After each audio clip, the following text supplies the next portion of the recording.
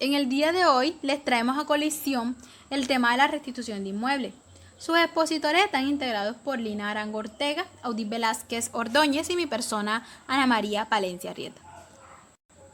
Primeramente, quiero aclararles qué es la restitución de inmuebles. Es el contrato de arrendamiento. Y antes que todo, debemos tener en cuenta que son muchos los riesgos que asume el arrendador al arrendar sin ningún tipo de garantías. Y creo que los más frecuentes es que no les quieran pagar la renta o que no le quieran desocupar el inmueble. En este caso, hacer una restitución de inmueble. Entonces, por eso la restitución de inmueble consiste en conseguir la tenencia del bien inmueble que debe ser restituido o devuelto a su dueño. Esto se presenta cuando se da la terminación del contrato de arrendamiento. Es decir, una vez que se termine el contrato de arrendamiento, por las razones que sea, el arrendatario está en obligación de restituir el inmueble. ¿Qué quiere decir restituir? Es entregar, es devolver el inmueble al arrendador. En muchos casos, el arrendatario no quiere devolver el inmueble. Entonces, el arrendador puede demandar al arrendatario para que el juez lo obligue a restituir el inmueble. Entonces aquí nace la obligación del arrendador a devolver a su dueño el inmueble una vez el contrato se dé por terminado.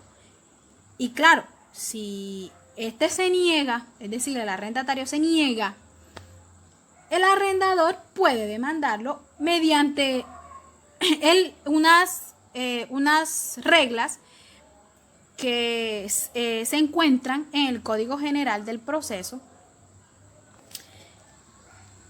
y parten en el artículo 384, el cual establece que se aplicarán las siguientes reglas para que el arrendador devuelva y restituya el bien inmueble a su arrendatario.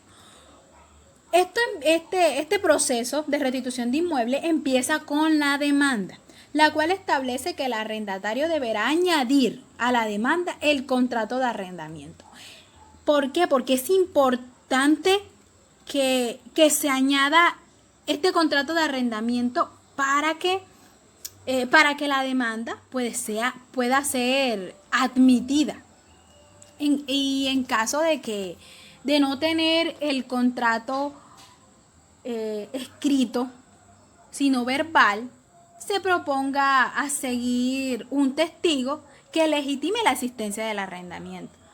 Explico, ¿qué quiere decir esto?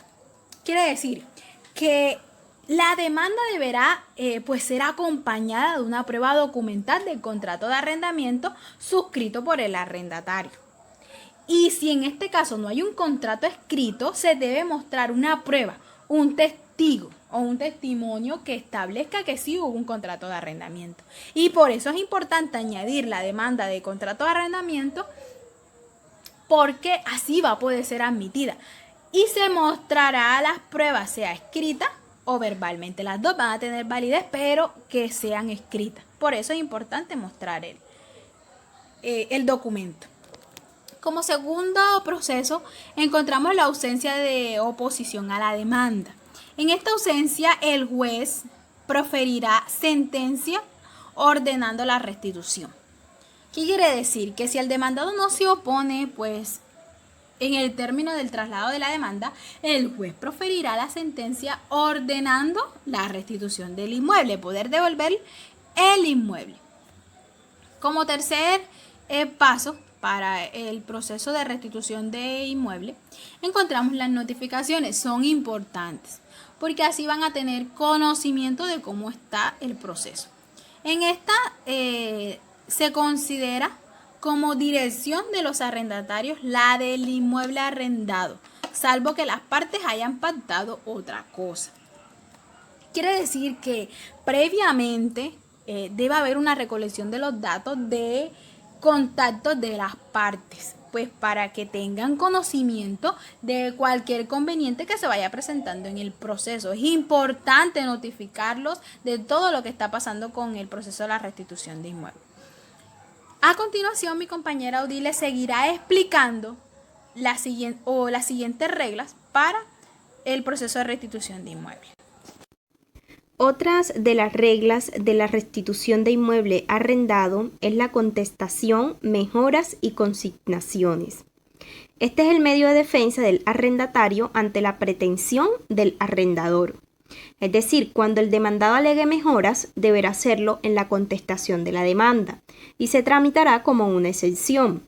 Lo que quiere decir que el demandado deberá contestar la demanda demostrando que sí ha pagado, ya sea por los recibos de pago expedidos por el arrendador correspondiente a los 3 últimos periodos o bien sea por medio de consignaciones a órdenes del juzgado, que de acuerdo con la prueba allegada tienen los cánones. Siendo lo contrario que el demandado no pague lo correspondiente que se le atribuye, no será escuchado en el proceso sino hasta que demuestre que ha efectuado los pagos que le corresponden. Es decir, en esta regla de restitución de inmueble arrendado existen diferentes contestaciones con excepciones, pero en todas se debe demostrar un pago efectuado, para que así el juez tome las determinaciones correspondientes. Cuando se resuelva la excepción de pago o la del desconocimiento del carácter de arrendador, se condenará al vencido a pagar a su contraparte una suma igual al 30% de la cantidad depositada o debida. O sea, aquella persona que pierda la demanda tendrá que pagar costes. ¿Qué es costes? Costes es el valor que se haya gastado durante el proceso. ¿Qué es desconocimiento del carácter de arrendador? El desconocimiento del carácter de arrendador es aquella persona que se hace pasar por propietario del inmueble, queriendo así que le paguen el arriendo a ella. Es aquí donde el demandado viene y le dice al juez que no tiene por qué pagar arriendo a él porque él no es el dueño de la propiedad, pero que él sí le ha pagado al propietario y eso debe de demostrarlo. Otra de las reglas de la restitución de inmueble arrendado es la compensación de crédito. Si en la sentencia se reconoce al demandado derecho al valor de las mejoras, reparaciones o cultivos pendientes, tal crédito se compensará con lo que aquel adeude al demandante, por razón de cánones o de cualquier otra condena que se le haya impuesto en el proceso. Lo que quiere decir que si su arrendador le quedó debiendo dinero, pero resulta que él hizo unos arreglos en el apartamento o construyó una pieza o si es en un terreno dejó cultivos, el demandante tomará como pago aquello que hizo el demandado, siempre y cuando el juez así lo dicte o si así está estipulado en el contrato. Otra de las reglas vendría siendo los trámites inadmisibles. En este proceso de restitución de inmueble arrendado son inadmisibles la demanda de reconvención, la intervención excluyente, la coadyuvancia y la acumulación de procesos. Es decir, no se acepta la demanda de reconvención, que es una demanda de reconvención. Esta vendría siendo una contrademanda que el demandado hace al demandante, pero en el mismo proceso. Y es algo que el juez no lo va a aceptar. Si él quiere hacer una contrademanda, tiene que abrir otro proceso para que eso pueda proceder. Otra que no va a aceptar el juez es la intervención excluyente. La intervención excluyente son aquellos terceros, o sea, se podría decir aquellos testigos. La acumulación de procesos. Esta consiste en acumular procesos para llegar a una sentencia única, siempre que los asuntos tengan conexidad, ya sea en cuanto a los sujetos que demandan o son demandados. Por último, está la coadyuvancia. La coadyuvancia es aquella persona que tenga una relación sustancial con una de las partes, es decir, son aquellos terceros que guardan una relación material con una de las partes. Esta solo opera en los procesos declarativos. Entonces, en caso de que se propongan estas demandas, el juez las rechazará de plano por auto que no admiten recursos. Buenas, siguiendo lo expuesto por mis compañeras respecto al artículo 384 del Código General del Proceso, donde se establecen las reglas que se deben seguir para que el arrendador devuelva y restituya el bien inmueble a su arrendatario, encontramos como medida de aseguramiento el proceso de embargos y secuestro.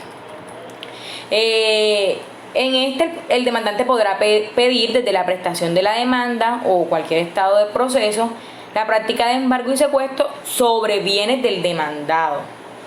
Este tiene como fin asegurar el pago de los cánones adeudados o de lo que se llegase a adeudar respecto al contrato o el tipo de contrato que se haya tenido al momento de arrendar el bien inmueble.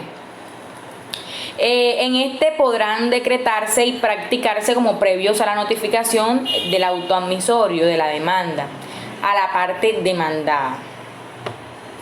En todos los casos, el demandante deberá prestar caución en la cuantía y en la oportunidad que el juez señale para responder por los perjuicios que se causen con la práctica de dichas medidas. En este proceso también la parte demandada puede impedir la práctica de medidas cautelares o solicitar la cancelación de las practicadas mediante la prestación de una caución en la forma y en la cuantía que el juez le señale, para así poder garantizar el cumplimiento de lo que se dicte en el momento de la sentencia. Estas medidas cautelares, este proceso de prevención, se puede levantar solo si el demandante no promueve la ejecución en el mismo expediente dentro de los días que estipule la ley, que normalmente y regularmente son los 30 días siguientes a la ejecutoria de la sentencia, para así poder obtener el pago de los cánones adeudados o los perjuicios en los que se haya visto afectado el bien.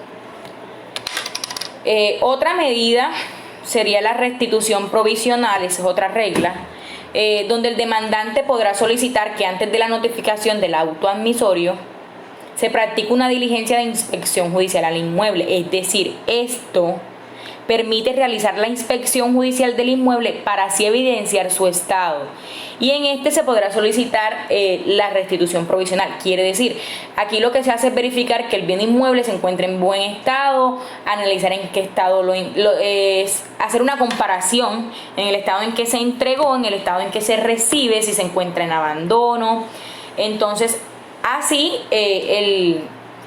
se podrá restituir la cuantía total de todos los perjuicios ocasionados al bien inmueble.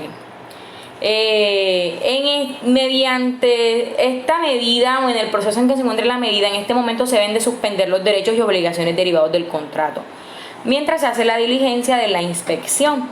Y por último encontramos la regla y medida de única instancia, que consiste en que si el proceso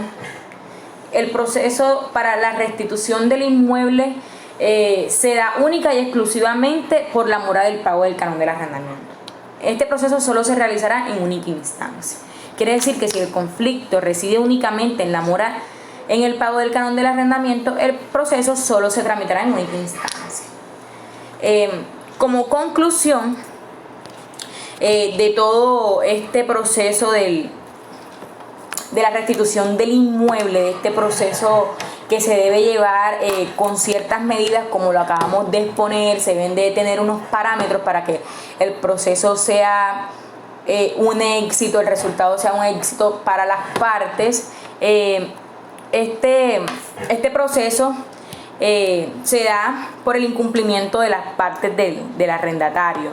En este proceso el arrendador podrá iniciar un proceso judicial llamado restitución del inmueble, donde el arrendamiento también deberá pagar por su incumplimiento. Este proceso lleva consigo unos literales que se han de cumplir al máximo para que el resultado sea el deseado.